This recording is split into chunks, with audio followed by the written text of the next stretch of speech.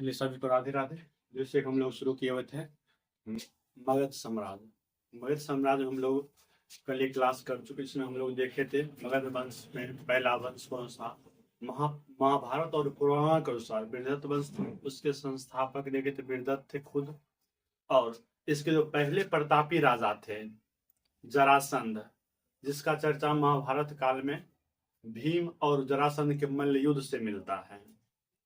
उसकी वजह से आगे बढ़े थे। तब हम लोग देखे थे जैन और बौद्ध ग्रंथ के अनुसार हम लोग देखे थे मगध साम्राज्य का पहला जो वंश था हर्यक वंश था, और हर्यक वंश के संस्थापक बिंबिसार देखे थे। और बिंबिसार अपने क्षेत्र को विस्तार देखे थे, शादी विवाह के जरिए, मित्रता के जरिए, युद्ध के जरिए किए थे, ठीक ना। उसी में देखे थे 3 शादी, उसमें से उन्हीं में से एक पुत्र है अजातशत्रु। बिंबिसार का एक पुत्र अजातशत्रु है। तो आज हम लोग देखेंगे अजातशत्रु के बारे में। अजातशत्रु का जो टाइम पीरियड है 492 से लेकर 460 बीसी तक में आते हैं। जिस तरह से बहुत प्रतापी राजा, मतलब एक अच्छे सम्राट थे, राजा थे बिंबिसार, उसी तरह से अजातशत्रु भी अच्छे और योद्धा की तरह से सशक्त तौर पर ये भी उभरे हैं। हम लोग देखेंगे जैसे अजातशत्रु जो थे, इसका बचपन का नाम कुनिक था। अजातशत्रु के बचपन का नाम कुनिक था। कुछ ग्रंथों में अजातशत्रु को पितृहंता कहा जाता है, यानी पिता का हत्या करने वाला। लेकिन कुछ ग्रंथों में अजातशत्रु को पितृहंता कहा जाता है। लेकिन जो जैन ग्रंथ है, जैन ग्रंथ इसको पिता का हत्यारा नहीं मानता है। जैन ग्रंथ के अनुसार देखिए, जब ये बोला जाता है कि अजातशत्रु ने अपने पिता की हत्या कर दिया, अजातशत्रु के पिता बिंबिसार जो शादी हुआ था महाकोसला देवी से, और महाकोसला देवी से जब शादी हुआ था उसको काशी का क्षेत्र मिला था ना, जहां से 1 लाख प्रतिवर्ष उसको राजस्व आता था। जैसे ही देखिए अजातशत्रु ने क्या कि बिंबिसार की हत्या कर दिया, वैसे ही प्रसेनजीत यानी महाकोसला देवी का भाई जो था प्रसेनजीत काशी क्षेत्र क्या कर वापस ले लिया। अब इसी गुस्सा में तमतमाए अजातशत्रु ने क्या कर देता है, फिर से काशी पर धावा बोल देता है। तो इस कारण से आक्रमण के कारण क्या करता है, फिर से प्रसेनजीत। अब देखिए प्रसेनजीत के बहन का शादी था बिंबिसार से। जैसे अजातशत्रु आक्रमण करता है कौशल पर, वैसे हारने के बाद क्या होता है, प्रसेनजीत अपनी पुत्री का शादी अजातशत्रु से करवाता है, और उसकी पुत्री का नाम वजीरा है। देख लिखे हुए हैं, कौशल नरेश राजा थे और अपने पुत्री की शादी क्या करवाते हैं, अजातशत्रु से करवाते। इस तरह से फिर से क्या हुआ, काशी का क्षेत्र अजातशत्रु को मिल गया। अजातशत्रु ने फिर क्या बज्जी संघ पर आक्रमण किया। अजातशत्रु ने बज्जी संघ पर आक्रमण किया। इसी समय मगध और वैशाली के बीच 16 वर्षों तक युद्ध चला है। यानी मगध और वैशाली के बीच 16 वर्षों तक युद्ध चला। इसी युद्ध में अजातशत्रु ने 2 हथियार का प्रयोग किया था। एक हथियार देखिए रथमूसल और महाशिलाकंटक। इसका प्रयोग आप लोग जब बाहुबली फिल्म मूवी देखिएगा वहीं प्रयोग होता है। रथमूसल और शिलाकंटक का, महाशिलाकंटक का प्रयोग किया जाता है। मतलब ये देखिए, ये जो हथियार है बहुत प्राचीन हथियार है। अब तो बहुत एटम बम आ गया, AK-47 है, तब अब तो अलग अलग है, लेकिन उस टाइम का ये 2 हथियार बहुत ही फेमस हुआ करता था, ठीक ना। और इसी युद्ध के दौरान मोकलीपुत्र गोसाल मारा जाता है। जो आजीवक संप्रदाय के जो संस्थापक थे मोकलीपुत्र, इसी युद्ध में मगध और वैशाली के युद्ध में मारा जाता है। नोट नहीं किए, अगर आप नोट करना चाहते तो नोट कर सकते हैं, ठीक ना। इसी जगह मगध और वैशाली के बीच युद्ध में आजीवक संप्रदाय के संस्थापक मोकलीपुत्र या मोकली गोसाल मारा गया इसी युद्ध में। फिर देखिए अजातशत्रु ने यह युद्ध, जो यह मगध और वैशाली युद्ध था, यह युद्ध किसकी सहायता से, वशस्कार के अपने मंत्री की वशस्कार की सहायता से यह जीता था। यह युद्ध अपने मंत्री वह संस्कार की सहायता से जीता था। इतनी बातों को हम लोग देख लिए। फिर आगे बढ़ते हैं। जैसे देख अवंती के आक्रमण से, अवंती के उस टाइम भी राजा क्या था, बहुत शक्तिशाली था। अवंती से सुरक्षा के कारण, अवंती से सुरक्षित खुद को रखने के कारण क्या कि अजातशत्रु ने राजगीर को किलाबंदी किया।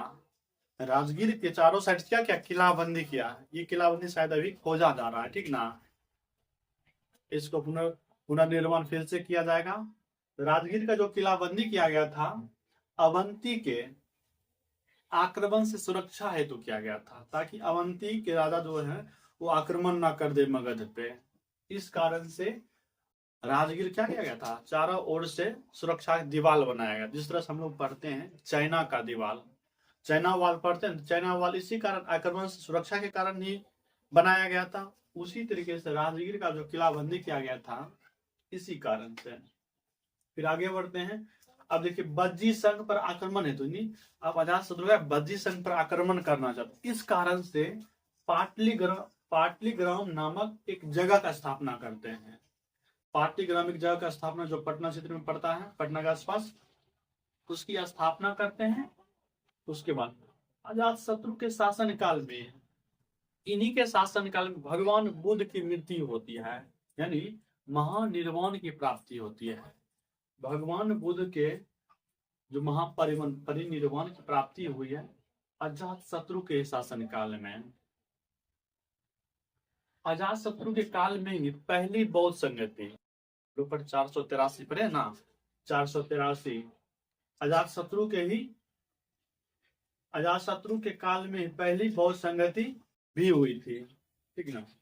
यहाँ नोट करने वाली बात यह है, जो पहली बौद्ध संगति हुई थी व्यवहार पहाड़ी, राजगीर में एक व्यवहार पहाड़ी, उसी पहाड़ी के सप्तपर्णी गुफा में, व्यवहार पहाड़ी के सप्तपर्णी गुफा में बौद्ध संगति का पहला क्या हुआ था, संगति हुआ था।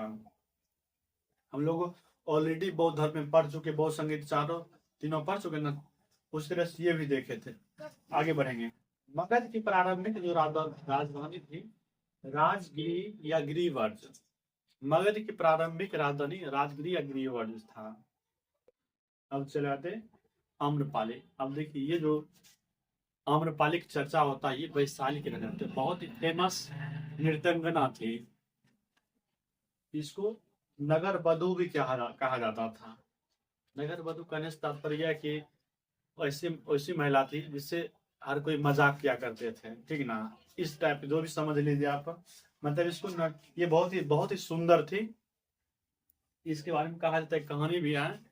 एक बार आम्रपाली क्या करते हैं, जब सुंदर थे, अब उसको अपनी सुंदरता के घमंड के कारण भगवान बुद्ध के पास ले जाते हैं। उनको लगता था आम्रपाली को कि उसकी सुंदरता के कारण क्या होगा, भगवान बुद्ध उसमें आकर्षित हो जाएंगे। जब भगवान बुद्ध के पास जाते हैं तो भगवान बुद्ध तो ठहरे सन्यासी, तो टस से मस नहीं होते हैं। भगवान बुद्ध आम्रपाली की सुंदरता कोई प्रभाव ही नहीं पड़ता है। इस बात से प्रभावित होकर क्या करते हैं, आम्रपाली बौद्ध धर्म अपनाते हैं, ठीक है ना। आम्रपाली बौद्ध धर्म अपना लेते हैं, भगवान बुद्ध का शिष्य बन जाते हैं। देख कहीं कहीं बताया था बिंबिसार का संबंध आम्रपाली से था। बहुत से लोग बताते हैं आम्रपाली जो थी नर्तकी थी, बहुत सुंदर थी, अब हो भी सकता है, ठीक है। बिंबिसार का संबंध था आम्रपाली से था। आम्रपाली का जीवक इन्हीं दोनों का क्या था, पुत्र था। बिंबिसार और आम्रपाली का पुत्र जीवक होता है, जो बहुत बड़े क्या थे, चिकित्सक थे। फिर देखिए अब बहुत कुछ लोग क्या करते हैं, अजातशत्रु को भी बताते हैं कि अजातशत्रु का भी संबंध किससे था, बिंबिसार आम्रपाली से था। यानी कुछ लोगों का मानना है, इतिहासकारों का, कि आम्रपाली का संबंध भी क्या था, अजातशत्रु से भी था। पहले वाले के बिंबिसार का भी संबंध आम्रपाली से और अजातशत्रु का भी संबंध आम्रपाली से। तो सुंदरता ऐसी क्या देखिए, बाप का भी संबंध, बेटा का भी संबंध एक ही से है। ये हो गया आज हम लोग जो देखे हैं, ये तो अजातशत्रु के बारे में था। आप लोग उम्मीद करते आप लोग को जरूर अच्छा लगा होगा। इसे देखिए, ये जो साइड जो चित्र दिख रहा है आपको, ये मैडम है। बिहार इज बिहार के बारे में तो पीपल बहुत हैव नो बुरा सिविक भला बोल रहे सेंस। हैं। मतलब ये मेरे से केंद्रीय विद्यालय के दुश्मनी थी, शिक्षिका मुझे है इंडिया और के इनका जो वर्स्ट निवास स्थल है पोस्टिंग दे दी। मेरे को हार्ड स्टेशन ही दे देते, लद्दाख दे देते जहाँ पे कोई जाना नहीं चाहता, मैं जाने को रेडी हूँ। They have Paschim Bengal zero के सिविक दार्जिलिंग सेंस, से आई है, मीन इट, ठीक ना? Zero civic sense. मतलब इंडिया भारत के डेवलपिंग कंट्री मुकाबले मुझे नहीं लगता है मिलता, बस बिहार इसलिए वाले तो ये अपना बिकॉज अभ्यास बिहार है निकाल उसके रहे अंदर। The day we remove Bihar from India it will be हैं। आप डेवलप्ड। सब क्या ये जो वीडियो आपने देखा, ये वीडियो है उन दीपाली शाह का, जो पेशे से एक टीचर थी। बिहार के जहानाबाद स्थित केंद्रीय विद्यालय में तैनात एक महिला शिक्षक, जिनका नाम दीपाली शाह है। एक वीडियो खूब वायरल है जो आपको दिखाया गया। इस वीडियो में वे बिहार वासियों के खिलाफ गालियां देते हुए अपनी नफरत को सामने रख रही हैं। ये वीडियो सोशल मीडिया पर आग की तरह फैल गया और हड़कंप मच गया। बिहार वासियों को गालियां देते हुए इस महिला शिक्षक का ये बयान इसलिए आया क्योंकि वो चाहती थी कि उनकी पोस्टिंग बिहार को छोड़कर देश के किसी भी राज्य में हो तो वो खुश रहती, लेकिन उन्हें